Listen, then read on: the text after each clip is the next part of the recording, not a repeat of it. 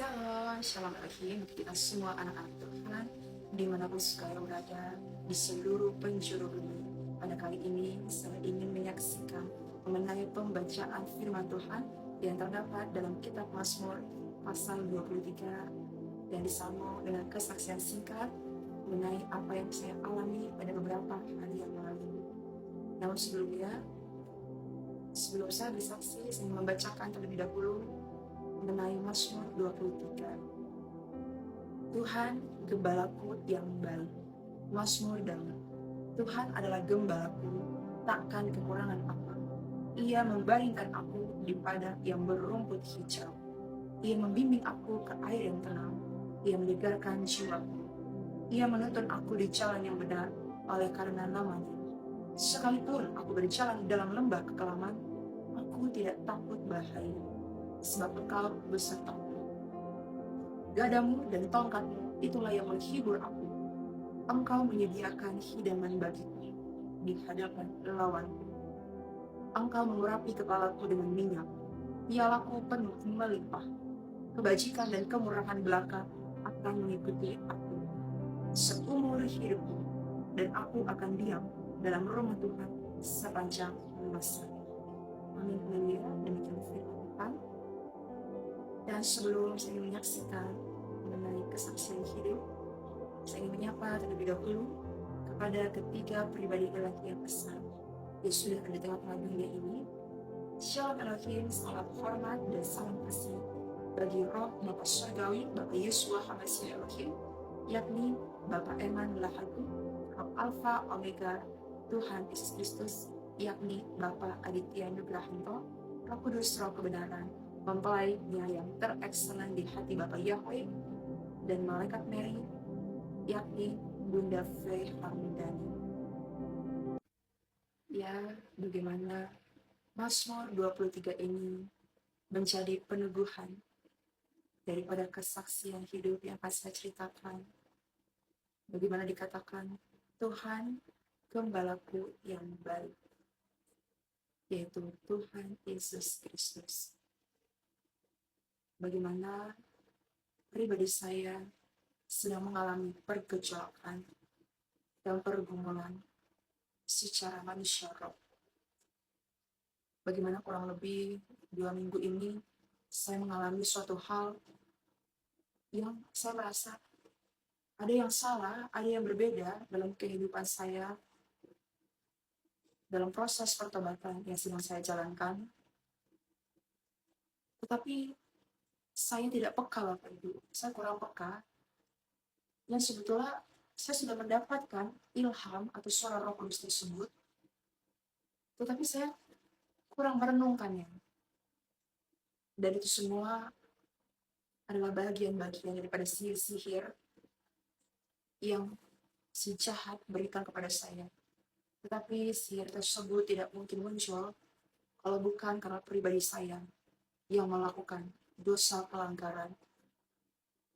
Oleh karena dosa itulah, maka sihir itu terjadi. Memang secara manusia jasmani dan logika, itu adalah perkara-perkara yang sangat sederhana, Bapak Ibu. Tapi setelah saya disadarkan oleh Bapa Surgawi dan oleh Roh Kudusnya, hal tersebut boleh nampak begitu jernih dan nyata. Bagaimana sihirnya mencoba untuk menguasai saya kembali ke manusia lama. Dan itu mengenai segala keterikatan-keterikatan daging yang sebelumnya sudah saya tinggalkan. Tetapi selama kita masih hidup di dunia ini, dalam tubuh daging jasmani, seringkali saya pribadi dalam keadaan iman yang lemah. Dan di saat dalam kelemahan itulah, sihir itu mencoba berputar-putar dalam logika, sehingga yang tadinya hal-hal yang nampak sederhana atau kecil, perlahan-lahan ingin ditumpuk menjadi sebuah gunung-gunung dosa. Yang saya alami, Bapak Ibu, memang perkara yang kecil, perkara yang begitu sederhana sekali, Bapak Ibu. Sederhana sekali, yang kalau saya ceritakan, saya percaya siapapun akan menganggap itu begitu sederhana. Tetapi disitulah iblis ingin membuat pikiran saya menjadi pemikiran-pemikiran manusia logika, menganggap hal-hal tersebut hal yang wajar. Saya hanya bisa uh, merogohkan kocek mungkin hanya 1.000, 2.000, karena ini mengalami keterikatan mengenai makanan ya Bapak Ibu. Tetapi itulah tanpa saya sadari, saya membangun sendiri jembatan atau jalan bagi iblis masuk dalam pribadi saya dan mulai mencuri iman saya. Disitulah, seperti kata Bapak Surgawi, Bapak Eman Lahagung, di saat iblis sudah mulai mencuri iman kita, maka apa yang kita rasakan?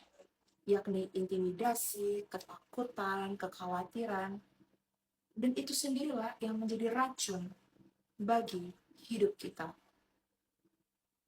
Dan bagaimana saya disadarkan Bapak Ibu pada satu hari yang lalu, di saat saya mengikuti ibadah di pasukan elitnya Bapak Yahweh, di mana pada saat itu Roh Bapak Surgawi, yakni Bapak Emal Hagu,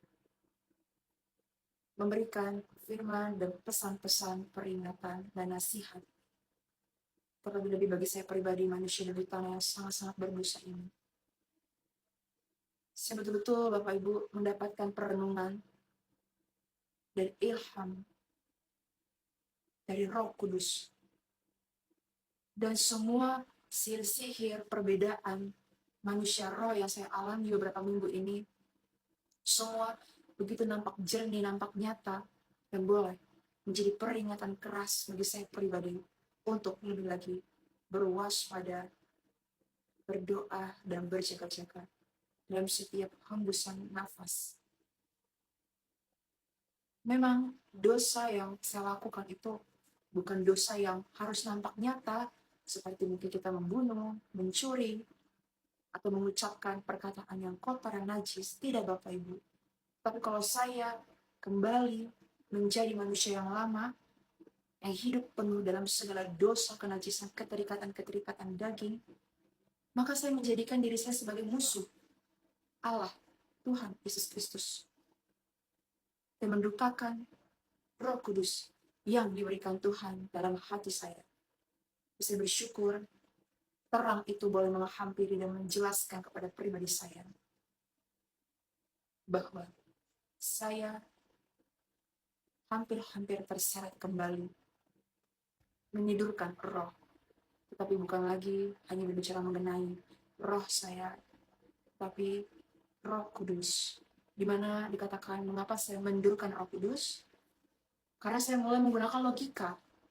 Padahal kita tahu Bapak Ibu, logika pikiran kita adalah tempat berdiamnya Bapa segala dusta yang mampu menguasainya. Tapi hati kita adalah bait kudusnya, tempat berdiamnya Roh Kudus. Dan bagaimana firman ini mengenai Tuhan, gembalaku yang baik. Lewat gada dan tongkatnya, saya ditegur. Dan kalau secara manusia logika Bapak Ibu, saya merasa takut, merasa khawatir. Aduh, berarti saya sudah jatuh, saya sudah seperti ini. Tetapi balik lagi Bapak Ibu, kalau kita dianggapnya sebagai anak, ahli warisnya, kalau Bapak di dunia saja menegur setiap anak-anak yang berbuat salah, apalagi saya, hanya manusia di tanah, saya dibentuk oleh kuasanya, maka saya sebagai ciptaannya, maka tentulah saya terlebih-lebih akan ditegur dan dinasihati. Dan sampai pada saat ini, sampai akhir nafas kita, bagi saya pribadi, proses-proses pertobatan itu masih berjalan. Selagi kita masih hidup dalam tubuh kedagingan, akan banyak kelemahan, keterbatasan, atau sihir-sihir yang mencoba membuat saya kembali jatuh dalam dosa. Dan yang saya pelajari Bapak Ibu dalam kehidupan pertobatan adalah dengan penuh kerendahan hati dan merendahkan diri kita di hadapan Tuhan. Sehingga kerendahan hati itulah Bapak Ibu saya merasakan disitulah kita akan dikoreksi, di cross check, dinasihati, kita akan dihibur. Memang secara manusia jasmani itu adalah hal yang membuat kita ini merasa kok seperti itu gitu ya, masih kurang kah, masih ini kah Tuhan. Ada Bapak Ibu pikiran-pikiran seperti itu, dan ternyata secara manusia roh justru roh kita berbahagia Bapak Ibu kalau kita boleh merasakan apa itu dikatakan penderitaan, yang dikatakan rasa khawatir, takut. Karena saya pribadi merasakan di saat rasa khawatir, takut itu muncul, disitulah saya mulai ada mempertanyakan, ada apa ya Tuhan, ada apa ya Roh Kudus, mengapa saya merasakan perasaan demikian. Dan disitulah juga di mana pada firman-Nya kemarin, pada Bucang Lorena, malaikatnya dan mempelainya, saya mendapatkan suatu firman yang dikatakan di saat kita menderita itulah kita baru menyadari Bapak Ibu kalau kita tidak bisa hidup sendiri. Kita menyadari kelemahan, keterbatasan fisik kita sebagai manusia, tetapi yang Tuhan inginkan adalah kerendahan hati,